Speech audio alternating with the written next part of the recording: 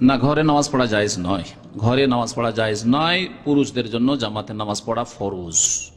ফরজ ওয়াজিব একই জিনিস, এবং জামাতে নামাজ পড়া ফরজ পুরুষদের জন্য যারা সুস্থ আর মসজিদের আজান শুনছে। যদি আজান শুনে, আজান যদি শুনতে না পাই, 10 মিনিট 15 মিনিটের রাস্তা, আধা ঘন্টার রাস্তা, আজান শুনতে পাই না, সেটা আলাদা কথা।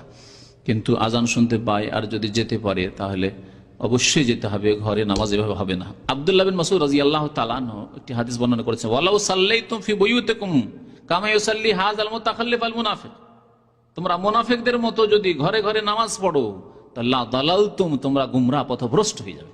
সাহাবী বলেছেন পথভ্রষ্ট হয়ে যাবে। তো আল্লাহর রাস্তে আল্লাহ হিদায়াত করুক এইসব লোকদেরকে, যারা হয়তো মাদ্রাসার কিছু শিক্ষাও নিয়েছে। এরা কিন্তু কলঙ্ক। মাদ্রাসা শিক্ষা নিয়েছে আর তারা জামাতে নামাজ পড়ে না, হাফেজ হয়েছে, কারি হয়েছে, আর তাদের দাঁড়িয়ে নেই। আশ্চর্য গেলাম, কালকে একজন ফাজিল পাশ, তামিরুল মিল্লাতের ফাজিল পাশ, তামিরুল মিল্লাতের নাম শুনেছেন ঢাকায়? ফাজিল পাশ। এর আগে কয়েক বছর আগে দেখেছি দাঁড়িয়ে এরকম ছিল, কিছুই নেই।